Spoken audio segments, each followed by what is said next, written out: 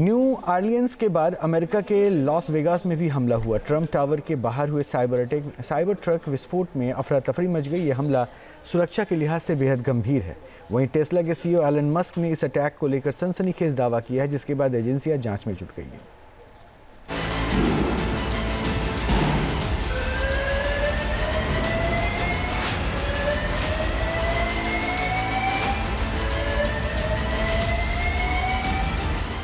Las Vegas में cyber attack. Trump tower के बाहर साइबर ट्रक में विस्फोट।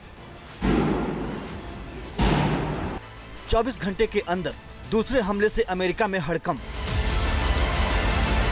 लास वेगास में ट्रंप इंटरनेशनल होटल के बाहर टेस्ला के साइबर ट्रक में धमाका होते ही अफरा तफरी मच गई। इस घटना में ट्रक सवार की मौत हो गई, जबकि 7 लोग घायल हुए हैं। घटना का एक वीडियो भी वायरल हुआ है। होटल के बाहर ट्रक में जोरदार धमाका होता है और उसमें आग लग जाती है।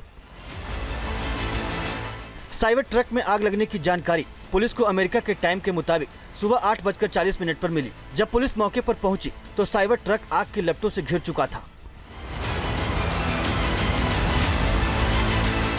साइबर ट्रक के अंदर एक शख्स का शव मिला।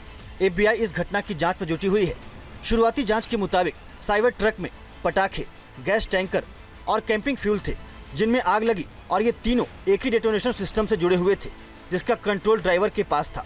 लास वेगास पुलिस भी इस घटना की जांच कर रही है। The fact that this was a cyber truck really limited the damage that occurred inside of the valet because it had most of the blast go up through the truck and out. In fact, if you look on that video, you'll see that the front glass doors at the Trump hotel were not even broken by that blast, which they were parked directly in front of. You can see that in the video there. हालांकि इस हमले में बहुत ज्यादा नुकसान नहीं हुआ है, लेकिन अफरा तफरी जरूर मच गई। साथ ही ट्रंप टावर की सुरक्षा को लेकर भी सवाल खड़े हो गए हैं। एहतियात के तौर पर ट्रंप होटल को भी फौरन खाली करा लिया गया। फिलहाल जांच एजेंसियां इसकी जांच कर रही हैं कि न्यू ऑरलियंस की घटना और लास वेगास की घटना का आपस में कोई लिंक तो नहीं है। वहीं टेस्ला के मालिक एलन मस्क ने साइबर ट्रक में आग लगने की घटना पर मस्क ने सोशल मीडिया पर पोस्ट कर लिखा, ऐसा लगता है कि यह आतंकी घटना है। लास वेगास में फटने वाला साइबर ट्रक और न्यू ऑरलियंस शहर में भीड़ को जिस ट्रक ने रौंदा, वो दोनों एक ही कार रेंट वेबसाइट से किराए पर लिए गए थे। ऐसे में कहीं न कहीं दोनों का संबंध लिंक है। एलन मस्क ने कहा कि साइबर ट्रक में विस्फोट अपने आप नहीं हुआ, बल्कि उसमें या तो आतिशबाजी की गई या फिर उसमें विस्फोटक लदा हुआ था।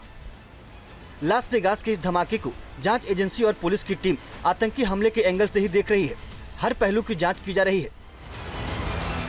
अमेरिकी राष्ट्रपति बाइडेन ने भी साफ किया है कि लास वेगास में हुए विस्फोट और न्यू ऑरलियंस में हुए हमले के बीच क्या कनेक्शन है, इसकी पड़ताल की जा रही है।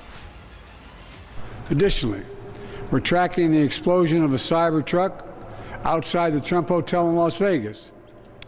Law enforcement and the intelligence community are investigating this as well, including whether there's any possible connection with the attack in New Orleans. Thus far, there's nothing to report on that score at this time. I directed my team to make sure every resource is made available to federal, state, and local law enforcement to complete the investigation in New Orleans quickly and to make sure there's no remaining threat to the American people. दो बड़े शहरों में हुई घटनाओं के बाद America में सुरक्षा व्यवस्था को लेकर तमाम सवाल उठ रहे हैं। इसी महीने ट्रंप की शपथ होनी है, उससे पहले आतंकी हमले आखिर किसकी साजिश है, इसे लेकर भी अमेरिका की टेंशन बढ़ गई है। चुनाव प्रचार के दौरान भी ट्रंप पर जानलेवा हमला हो चुका है और अब शपथ से पहले उनके होटल के बाहर साइबर अटैक से सनसनी फैल गई है। Team news nation.